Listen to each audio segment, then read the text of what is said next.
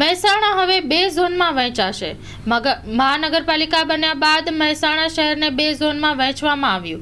મહેસાણા 1 અને મહેસાણા 2 એમ 2 zone office કાર્યરત થશે।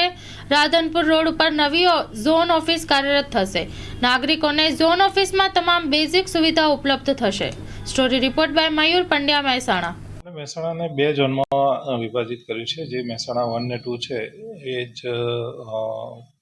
મેથડ લઈને આપણે 2 ઝોન ઓફિસ બનશે અને એક નવી ઝોન ઓફિસ કે જે રાધનપુર રોડનો વિસ્તાર છે, સમગ્ર વિસ્તાર એને કવર કરેલી એક ઓફિસ આપણે ટૂંક સમયમાં કાર્યરત કરશું। એમાં બધી જ સેવાઓ જે બેઝિક જનસેવા કેન્દ્રમાંથી સેવાઓ અપાય છે તે આપવામાં આવશે, એટલે નાગરિકોને મહાનગરપાલિકા બિલ્ડિંગ સુધી આવવાની જરૂર નહીં પડે।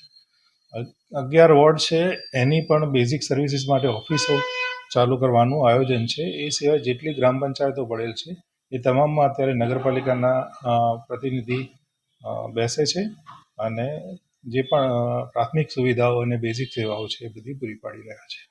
સર, આ સિવાય મહાનગરપાલિકામાં જે સરકાર દ્વારા 20 કરોડ રૂપિયા ફાળવવામાં આવ્યા છે, એમાં મહેસાણા શહેરમાં ટૂંક સમયમાં કયા નવા કાર્યો થવા જઈ રહ્યા છે?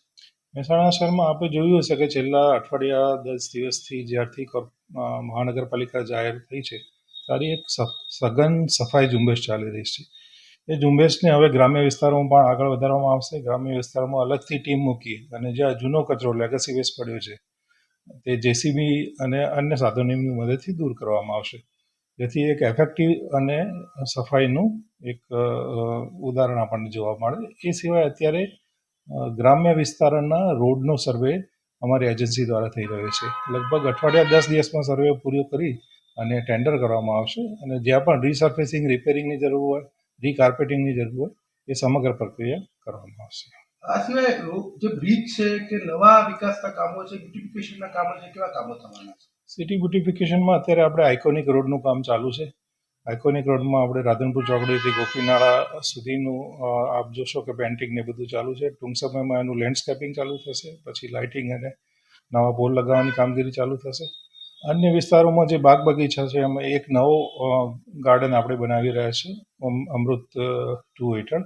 એ ગાર્ડનની કામગીરી પણ ટૂંક સમયમાં ચાલુ થશે અને જે આપણા શહેરની મધ્યમાં આવેલા છે અને મહત્તમ ઉપયોગ થાય છે એવા અરવિંદ બાગ અને બિલાડી બાગનું રિનોવેશનનું પણ આયોજન હાથ ધરી દીધેલું છે। આપણે મહેસાણાને 2 ઝોનમાં વિભાજિત કર્યું છે। જે મહેસાણા 1 ને 2 છે એ જ મેથડ લઈને આપણે 2 ઝોન ઓફિસ બનશે અને એક નવી ઝોન ઓફિસ કે જે રાધનપુર રોડનો વિસ્તાર છે, સમગ્ર વિસ્તાર એને કવર કરેલી એક ઓફિસ આપણે ટૂંક સમયમાં કાર્યરત કરશું। એમાં બધી જ સેવાઓ જે બેઝિક જનસેવા કેન્દ્રમાંથી સેવાઓ અપાય છે તે આપવામાં આવશે, એટલે નાગરિકોને મહાનગરપાલિકા બિલ્ડિંગ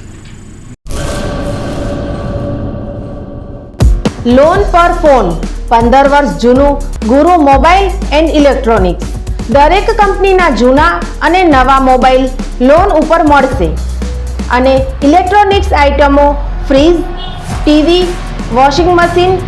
ગુરુ મોબાઈલ એન્ડ ઇલેક્ટ્રોનિક્સ સંતોષી માતાના મંદિર પાસે અને અમારી અન્ય બ્રાન્ચ ગુરુ મોબાઈલ પોઈન્ટ આભા હોટલ નીચે, પેટ્રોલ પંપ સામે, ભુજ। તો મેળવો લોન પે ફોન અને તમામ ઇલેક્ટ્રોનિક્સ એપ્લાયન્સીસ।